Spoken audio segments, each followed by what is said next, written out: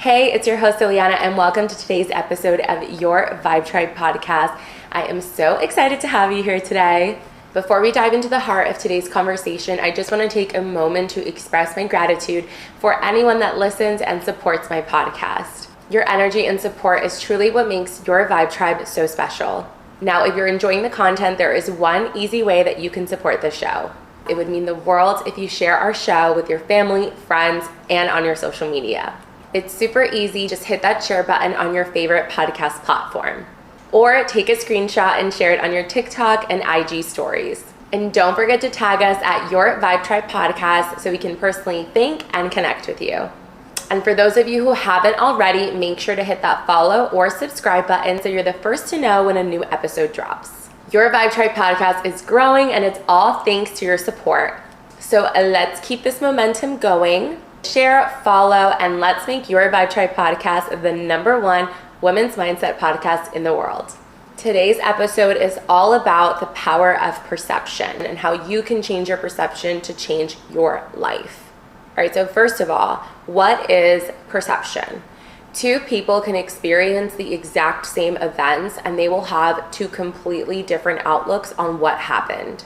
And it all has to do with perception. Our brains are constantly overloaded with a bunch of information just coming at us in a million different ways.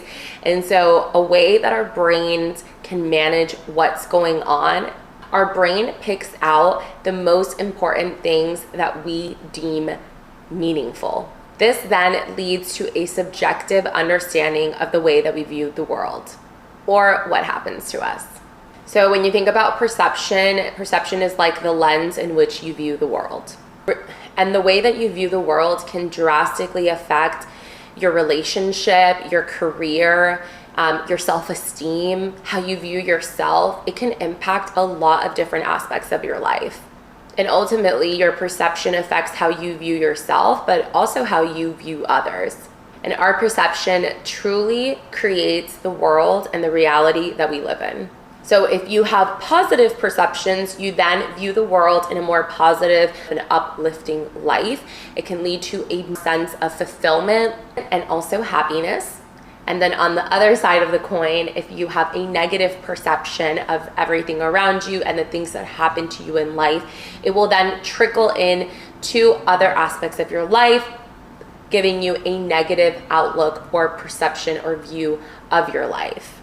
That negative perception can really impact other aspects of your life, leading to more anxiety, more stress, more worry, etc. I want to give you guys an example of how my negative perception affected different aspects of my life and really trickled into my early 20s. So I want to share this experience with you guys and how my negative perception of my childhood really trickled into my early to mid 20s.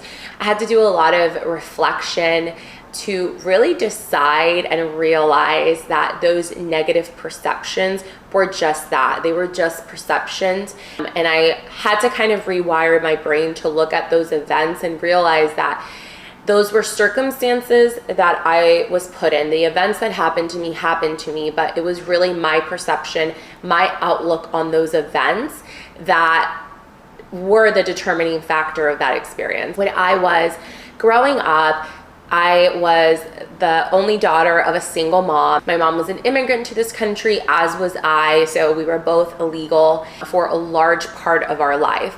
That kind of factored in, I think, to a little bit of how I viewed our lives growing up.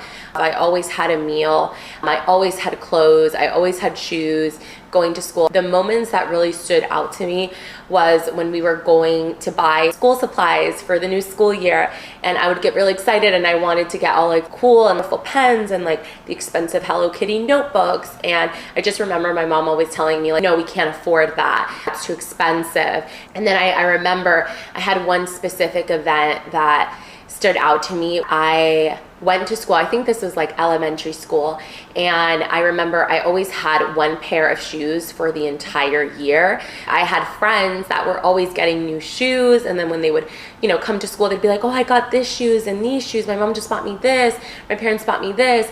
And I always had the perception that I had a lack of things. I had a lack of shoes, I had a lack of clothes, and I always thought I had a lack of things compared to my friends.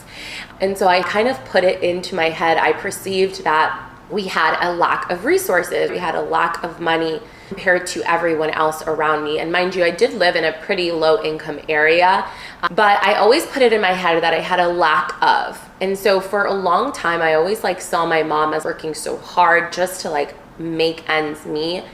What I perceived as a child was that, okay, my mom is trying her best to get us out of the situation, but it's not enough. And now it's up to me to get me and my mom out of this situation of living paycheck to paycheck and having a lack of resources. I really internalized that responsibility. Now it's up to me. I have to get my mom and me out of this situation. I chose to almost put that burden on myself. No one put that burden on me. I put that on myself because I perceived that that was my responsibility. That burden and that responsibility that I put on myself then affected the opportunities that I thought I deserved or that I could afford to take, chances that I could afford to take, and the career choices that I've chose to take. The burden really led me down a path of different choices that I made along my life. And all of those choices came out of necessity and not out of want, not out of desire, not out of passion. So that is just an example of how my perception of my childhood and growing up really affected a lot of the choices that I made along the way. And I think it's our responsibility, despite whatever has ever happened to us, it is really our responsibility as an adult to be very self-aware and in touch with ourselves, and to really kind of stop ourselves and ask ourselves, okay, yes, I know I made these decisions, but do these decisions really align with what happened or with what just I perceive to have happened? And to make that distinction. So I think maybe some of you can really relate to that experience. I will say it is definitely your responsibility as an adult or as someone growing up to kind of check yourself and reflect back on some of those events that have happened and see if you can find a way to perceive those maybe negative things that have happened and try to perceive them in a more positive light. There's a lot of other aspects that perception can affect your life, but one aspect that I really wanted to touch on because it's just so personal to me, and I think as women, the way that we perceive ourselves is something that a lot of women really struggle with, especially growing up. And that perception of how women and how young girls view themselves, I think, really affects the opportunities that we think we deserve. And that concept of the perception of myself and then how it affects the opportunities and the things that I think I deserve, that theme has been really prevalent in my life. And I think it's super prevalent in a lot of young women, a lot of girls. I think a lot of women place a lot of their value in how they look and really a lot of external factors. And I think sometimes as women, for example, myself, we can just be so critical on ourselves and we always feel like we have to go above and beyond. So our self-perception really shapes our self-worth. And if we can find a way as women to perceive ourselves in a more positive light and really reflect on our strengths and our capabilities, and results in a higher self-esteem. And then obviously, if you're constantly perceiving yourself in a negative way or you're comparing yourself to other people, that can drastically affect your self-esteem. And trust me when I tell you, my perception of myself was not always the best. I think growing up, I didn't always perceive myself in a positive light, and I was always so much more critical of myself than I was of anyone else. And I've had to do a lot of relearning and a lot of mental work to kind of reframe that self-perception of myself. And so I wanted to share with you guys some tools to actually rework and rewire the way that you perceive yourself. And it's also helped me rework some of those negative perceptions that I had in my childhood, because the earlier that you start using these tools to reshape the way that you think, you can start changing that negative outlook and really, really take control of the way that you view yourself, the way that you view the things that are happening to you. And it's just going to make you grow more as a person and just make you a more well-rounded, more positive, more enjoyable person to be around. So here's the first tool. So power statements are kind of like affirmations, but they're more powerful because they're short, more assertive declarations almost. Power statements. And those declarations are focused on building confidence, self-worth, positive self-esteem, and also just an overall sense of empowerment. And those power statements are often action-oriented rather than just statements. So power statements are focused more on acknowledging one's capabilities and the potential to overcome those challenges. I personally like using power statements when I go on a run or I'm at the gym. So there are times where, like, while I'm running, even though I have music playing in the background, like I might have something kind of like melodic, it doesn't have a lot of lyrics, where I can actually have time to think. And so during my runs, all I do is think. And whenever I have a negative thought creep into my mind, I use those power statements to immediately tell those thoughts to kindly shut up.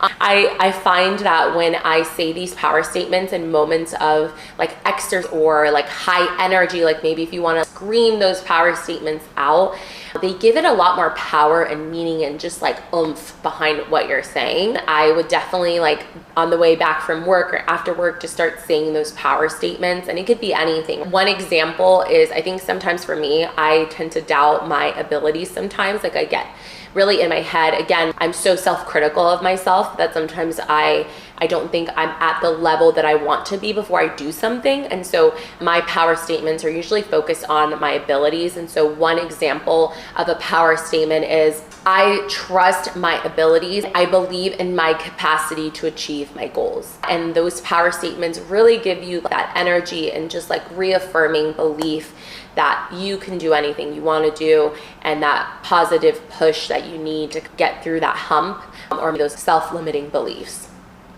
Another really great way that you can change the perception of yourself is to really reflect on your strengths and your abilities. Something that I like to do is to make a list of all the things you know that you're good at, all the positive aspects of yourself.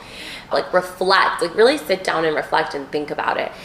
I think reflecting on what you bring to the table really will help you change that perception, so that almost when you do have a negative thought about yourself, you can kind of go back to that list and be like, you know what, that's wrong because of this, this, this, and this.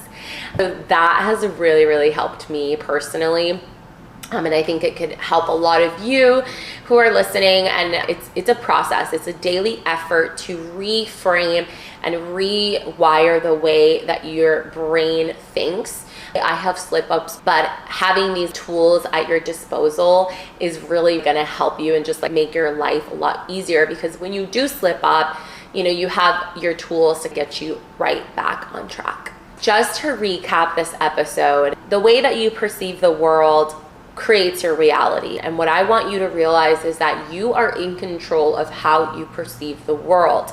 You are in control of your reality, and it's up to us to work at it every single day to flip from negative to the positive and really work to rewire the way that we think, because I'm telling you, it's a lot more than you're probably thinking. And although these changes and these habits are going to take time to build, I know that you can start today. And I want you guys to see the true potential and the true power that you bring to the table, because a lot of us are undervaluing ourselves. And I'm telling you, you are worth a lot more than you think.